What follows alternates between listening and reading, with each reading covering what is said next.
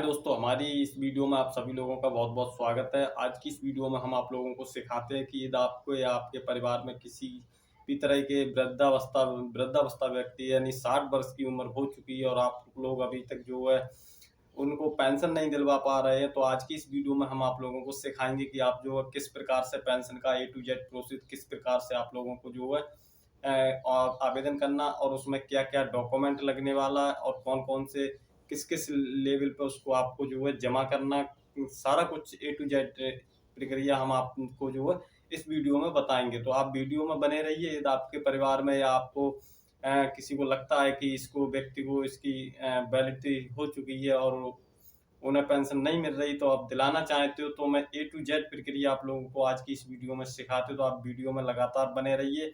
और चलिए आगे हम मोबाइल स्क्रीन पर अभी आप लोगों को दिखाने वाले कि आप लोगों को सबसे पहले क्या डॉक्यूमेंट होना चाहिए। तो डॉक्यूमेंट की बात की जाए तो देखिए, डॉक्यूमेंट आपके पास जो आपको एक इनकम सर्टिफिकेट होता है जो यूपी में चलता है, हो सकता है अन्य भी राज्यों में भी चलता हो, तो मैं इन्फॉर्मेशन वो आपको देंगे, वो उत्तर प्रदेश के लिए देंगे।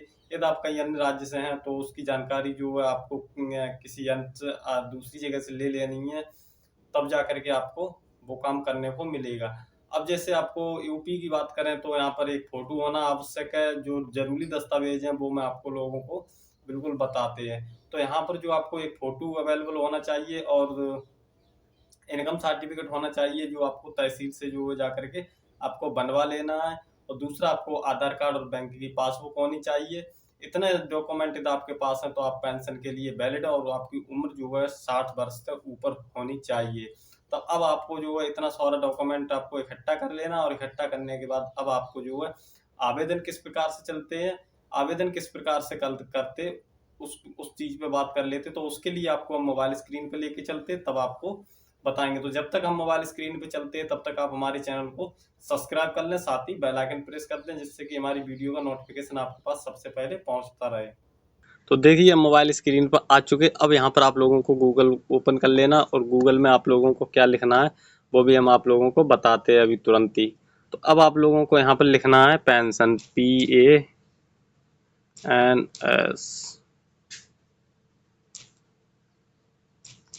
तो आपको पेंशन यूपी लिख लेना और पेंशन यूपी लिख करके सर्च कर देना। जैसे ही आप सर्च करेंगे तो इस पेज पर आप आ जाएंगे। तो यहाँ पर जो आप लोगों को दिख रहा है SSPY-UP-Gov-in, तो आपको इसी लिंक के ऊपर सिंपली क्लिक कर देना। जैसे ही आप इसके ऊपर क्लिक करते तो आपके सामने कुछ अगला इंटरफेस इस प्रकार से खुल करके आ जाएगा।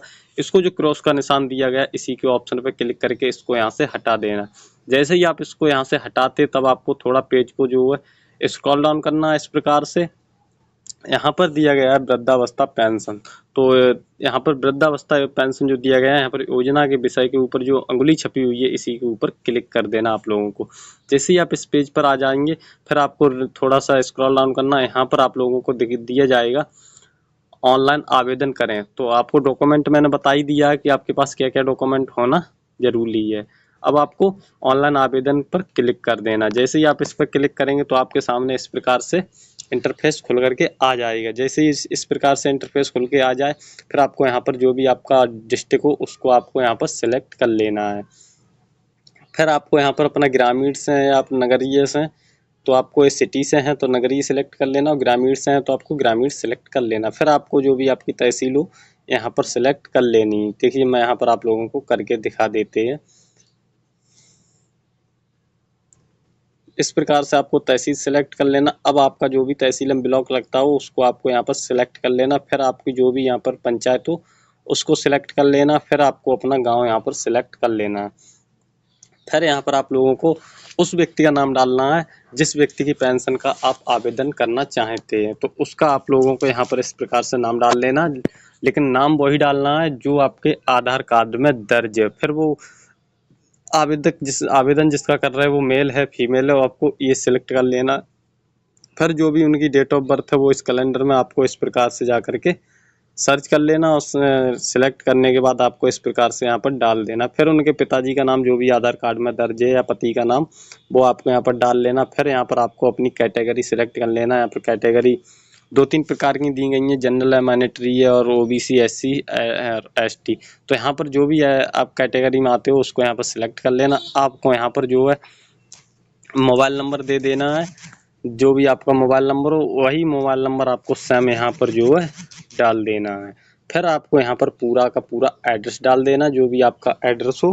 पहले आपको अपना गांव का नाम लिखना, फिर आपको अपने पोस्ट का नाम लिखना, फिर आपको अपने ज़िले का नाम लिख देना।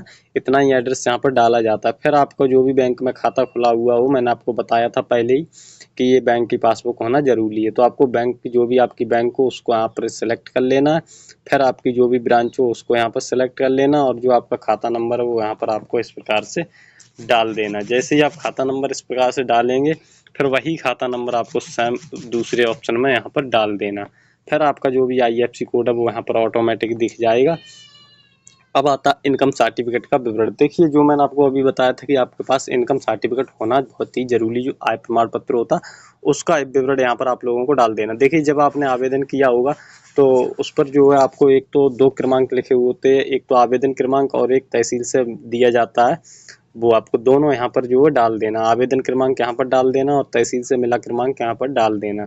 फिर आपको यहाँ पर ध्यान रखना है कि यहाँ पर 20 KB का आपका जो इनका रंगीन फोटो होगा, 20 KB का साइज बना के यहाँ पर आप लोगों को अपलोड कर देना। फिर यहाँ पर जो जन्म तिथि के लिए अपलोड आयु प्रमाण पत्र, तो यहाँ पर आपको आयु प्रमाण पत्र नहीं समझना, आयु यानी जन्म तिथि प्रमाण पत्र आपको यहाँ पर आधार कार्ड को अपलोड कर देना, जिसका कम से कम 200 KB का, ज़्यादा से ज़्यादा 200 KB का साइज होना चाहिए। कम का भी चलेगा, ऊपर का 200 KB से नहीं चलेगा। डॉक्यूमेंट आपके चाहे JPG हो या PDF है, दोनों चलेगा, लेकिन फ़ोटो आपका JPG या JPEG में ही चलेगा। ठीक है, उसके बाद आपको घोषणा पर क्लिक कर देना और यहाँ पर ये कैप्चा दे करके फाइनली सबमिट के ऑप्शन पर क्लिक कर देना। जैसे ही आप सबमिट के ऑप्शन पर क्लिक करते तो आपके पास जो है इसका जो रजिस्ट्रेशन नंबर होता है ऐसा कुछ आएगा 3180। मैं पूरा किसी का नहीं बता सकते हैं क्योंकि सिक्योरिटी के लिए पूरा नहीं रखा जाता है। तो हम 3180-000 इस प्रकार से आपके सामने कुछ नंबर जनरेट होके आ जाएगा। फिर आपको क्या करना है, यहाँ पर आप लोगों को आवेदन हो चुका आप लोगों का, आपको बैक आ जाना और यहाँ पर आवेदन लॉगिन पर क्लिक कर देना। जैसे ही आप इसके ऊपर क्लिक करेंगे तो यहाँ पर आपको ओल्ड पेंशन सिलेक्ट कर लेना। फिर आपको जो नंबर दिया है 3180 वाला उसको यहाँ पर डाल देना, जो मोबाइल नंबर आपने डाला था वो यहाँ पर आप लोगों को डाल लेना। फिर आपको सेंड OTP पे क्लिक कर देना। जैसे ही आप सेंड OTP पे क्लिक करते हैं, आपके जो नंबर दिया था उसी पर OTP जाएगा, ये कैप्चा यहाँ पर भर करके और आपको लॉगिन कर लेना है। जैसे ही आप लॉगिन पर क्लिक करेंगे वो आपका पेज लॉगिन हो जाएगा, पूरा का पूरा आपका जो भी आपने आवेदन किया पूरा का पूरा फॉर्म आपका खुल करके आ जाएगा। अब आपको वहाँ पर कुछ नहीं करना, उसका जो प्रिंट निकाल लेना है और प्रिंट निकाल करके आप लोगों को कहाँ जमा करना, आप लोगों को ब्लॉक में चले जाना। ब्लॉक में जाने के जो भी आपकी पंचायत का सेक्रेटरी यानी सचिव वो उस पर आपको प्रमाणित करा लेना, और प्रमाणित कराने के बाद आप लोगों को ब्लॉक में ही आप लोगों को किसी 2 दिन बैठते, हफ्ते में 2 दिन बैठा करते जो ADO होते हैं, जो ADO समाज कल्याण के होते हैं, उनके पास आपको ले जा करके जमा कर देना और आपका कुछ ही महीने बाद आपकी पेंशन जो है आपके खाते में भेज दी जाएगी। तो ये था आपका A to Z प्रोसीड वृद्धावस्था पेंशन को नई जारी कराने का। यदि हमारी वीडियो आप लोगों को पसंद आई हो तो वीडियो को एक लाइक जरूर कर देना और चैनल को सब्सक्राइब कर दें, जिससे कि हमारी वीडियो आपके पास सबसे पहले पहुंचती रहे।